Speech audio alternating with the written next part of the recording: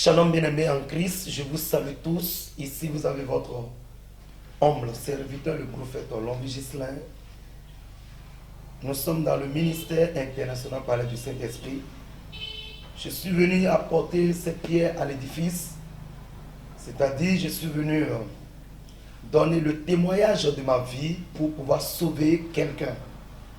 Le témoignage de la vie d'une personne est très important. Amen. Bien-aimé, je suis né d'une famille polygame. Ma maman est la première femme de son mari.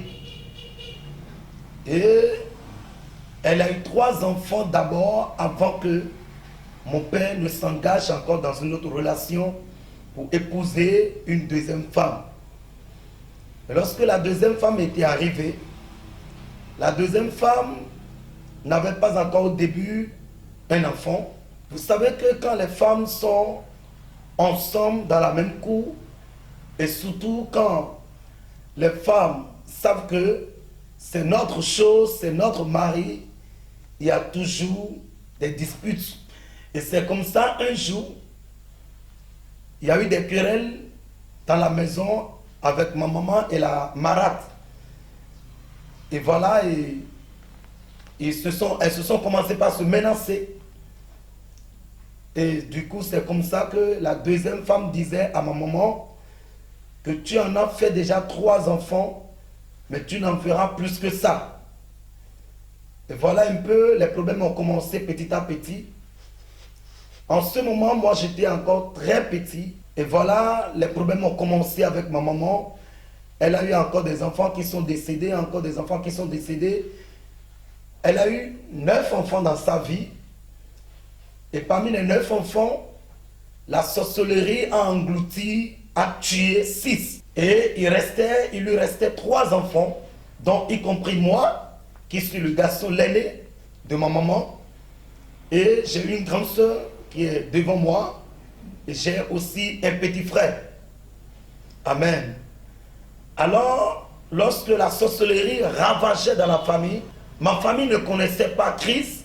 Et c'est après que ma maman a commencé par fréquenter l'église catholique. Après que ses enfants sont décédés, papa aussi a commencé, mais pas trop ça. Ma grande soeur, l'aînée de notre maman, elle s'appelle Yainou. Comment elle est décédée? Elle s'est déjà mariée, elle a grandi, elle s'est déjà mariée, c'est une commerçante. Elle a un peu de l'argent. Et c'est comme ça que lorsqu'elle s'est mariée, loin de la maison de notre papa, et un jour papa était malade, elle a décidé de venir rendre visite à papa pour arranger la maison, faire la lessive et prendre soin de son père. Et lorsqu'elle était arrivée dans la maison, elle a enlevé ses chaussures. À l'entrée de la chambre de papa, il y avait les tantes, il y avait les oncles qui sont là dans la cour. Parce que notre père a quitté la maison familiale.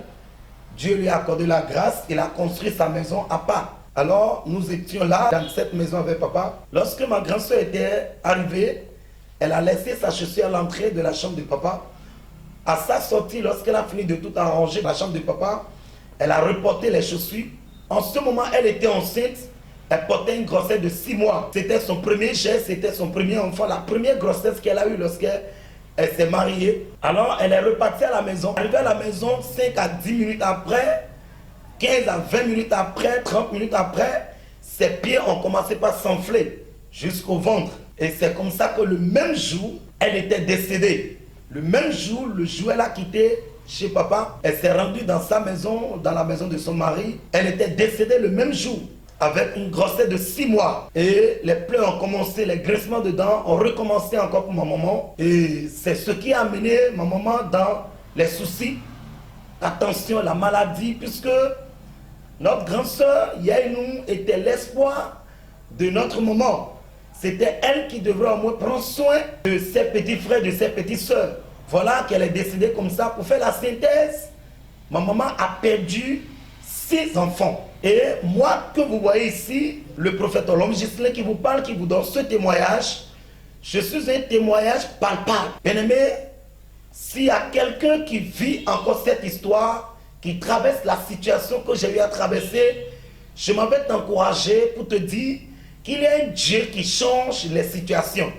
Il y a un Dieu qui change les vies. Et c'est le Seigneur Jésus-Christ de Nazareth. Bien-aimé, moi, je n'ai pas fréquenté. Je n'ai jamais été à l'école à cause de la situation de ma maison. Bien-aimé, à cause de ce que la famille a traversé, j'étais tombé malade aussi lorsque j'étais petit. Personne ne savait pas que j'allais survivre. Et Dieu fait grâce, comme Dieu a un plan pour moi. Dieu m'a gardé jusqu'à ce que j'ai grandi. Alors, lorsque j'avais 15 ans, à 14 ans et 15 ans, mon papa était tombé malade. Il avait fait des alliances, des pactes avec l'autre, avec la coépouse, sans que mon maman ne le sache. Donc si jamais il ose trahir la coépouse, ça dit quelque chose devrait lui arriver. Et c'est comme ça, un jour on était dans la cour, et papa a bien mangé avec les enfants qui lui restaient. Et lorsqu'il a fini de manger, dans sa joie, papa a dit voilà, j'ai acheté tes parcelles ici, j'ai acheté tes parcelles ici, j'ai telle chose, j'ai telle chose. Et c'est comme ça qu'il a brisé l'alliance.